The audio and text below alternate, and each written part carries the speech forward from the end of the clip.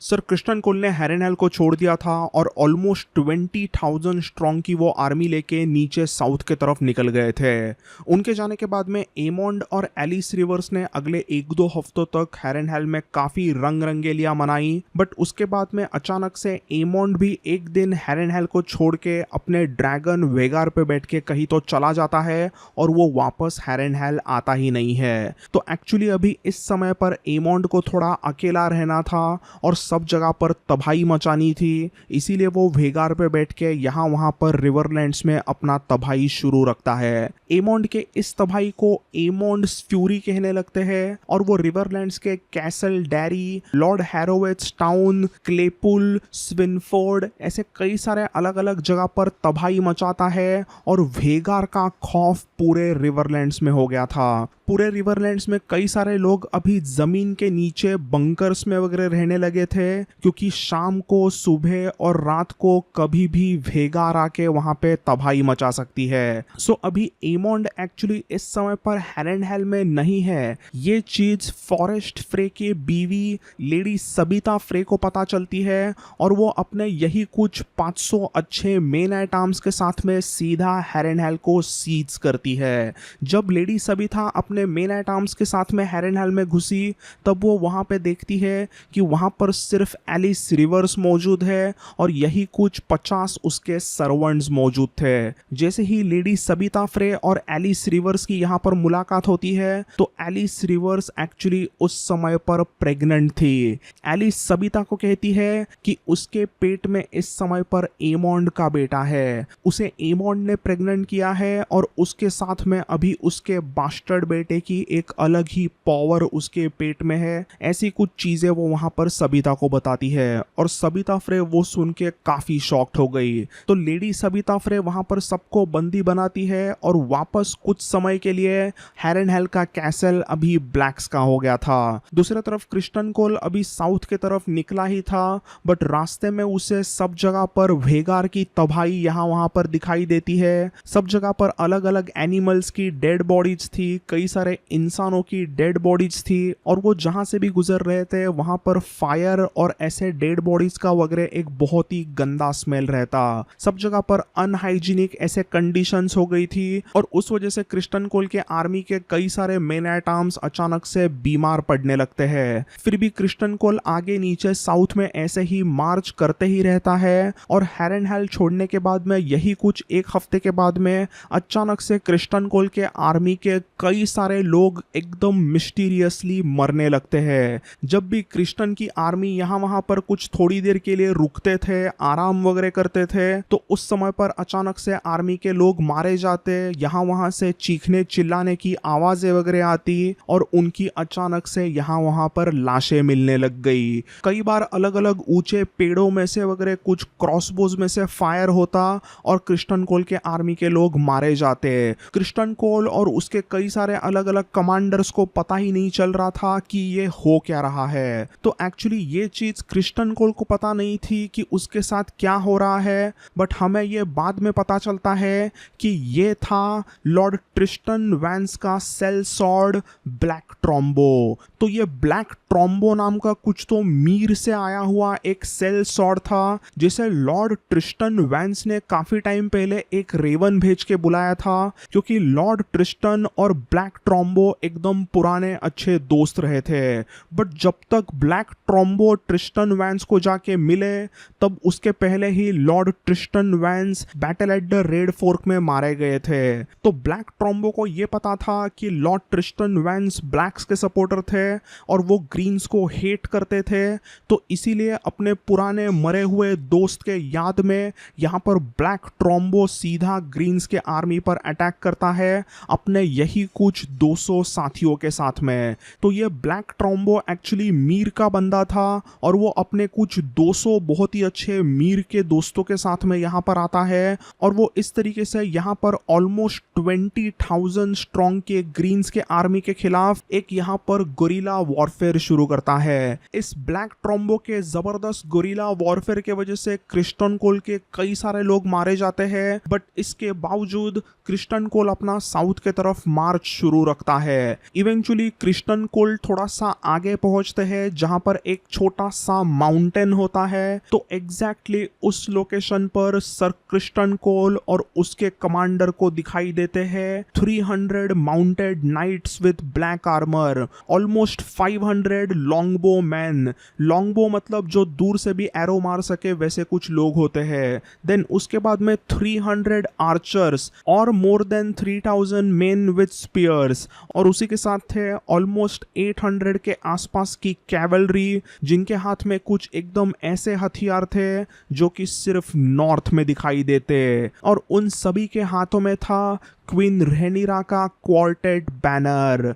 ये कोई और नहीं थे बट दिस वाज ब्लैक्स की army consisting of riverman and northern man. तो ये जैसे ही क्रिस्टन कोल देखता है तब उसका स्क्वायर वहां पर पूछता है, my lord who are they, ये लोग कौन है? तब सर क्रिस्टन कोल अपने स्क्वायर की तरफ देख के सिर्फ कहता है, अपनी मौत, आवर डेथ। तो जैसे ही क्रिस्टन कोल अपने सामने एक बहुत ही बड़े आर्मी को देखता है तो वो डिसाइड करता है कि वो उनके खिलाफ बड़ी बैटल नहीं करेगा। ही डिसाइड्स कि वो उनके साथ में कुछ तो ट्रीटी करके वहां से निकलने की आगे कोशिश करेगा, क्योंकि क्रिस्टन कोल को यहाँ पर लगता है कि ऐसे एकदम बड़ी बैटल इस समय करना उसके लिए समझदारी नहीं होगी। तो स्टूपिडली क्रिस्टन कोल सोचता है कि वो यहाँ पर एक ट्रीटी करेगा, एक आर्मिस्टिस करेगा, और यही सोच के क्रिस्टन कोल एक पीस बैनर लेके सीधा उस आर्मी की तरफ निकल जाता है। जैसे ही क्रिस्टन कोल अपने कुछ 2-3 घुड़सवार साथियों के साथ में सरेंडर का झंडा लहराते हुए आगे आते हैं तो उसे मिलने के लिए ब्लैक्स के तरफ से भी कुछ इंपॉर्टेंट लोग आगे आए। इन 3 ब्लैक्स के लोगों में एक था रॉडी द रूइन, सेकंड था Pate the Longleaf and third was sir Garibald Grey. ये तीनों भी उस समय पर थोड़े से इंजर्ड वगैरह लग रहे थे। यहाँ वहां पर उनके बॉडी पर अभी भी घाव थे, इंजर्ड थे वो, क्योंकि वो तीनों भी फिश फीड के बैटल को लड़के इस समय पर वहां पर आए थे। तो जैसे ही क्रिस्टन कोल उन तीनों को देखता है तो वो कहता है,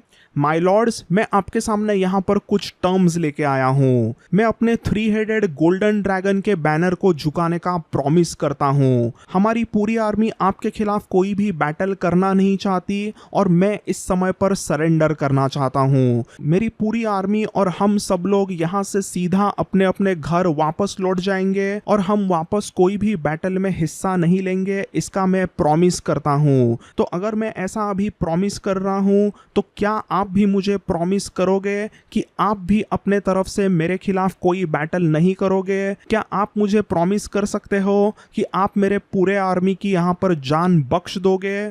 तो ये सुनते ही पेट, रॉडी और गैरीबाल्ड के चेहरे पे मुस्कान आती है। उन तीनों में सबसे पहले सर गारिबाल्ड ग्रे कहते हैं, अच्छा promise sir Kristen, I've already promised my people that मैं तुम्हारी लाश उन्हें दूंगा। और मैंने और भी कई लोगों को प्रॉमिसेस देके बताया है कि रिवरलैंड्स में मैं ग्रीन्स के आर्मी के लाशों की हड्डियां निकालकर ट्रेटर्स से बना हुआ एक अच्छा सा सेप्ट बनाऊंगा। तो अभी उन प्रॉमिसेस का क्या? मैं तुम्हारे पूरे आर्मी के हड्डियों से एक सेप्ट बनाऊंगा और उसके लिए मुझे तुम्हारे मेन एट आर्म्स की हड्डियां जरूरी है। So I need more bones sir Criston. तो अभी मैं क्या करूं, आप ही बताओ। तो ये सुनने के बाद में वैसे तो सर क्रिस्टन की वहां पे फटती है, बट फिर भी वो मुस्कुरा के कहता है, माय लॉर्ड, अगर आज यहाँ पर बैटल होती है तो आपके भी हजारों लोग मारे जाएंगे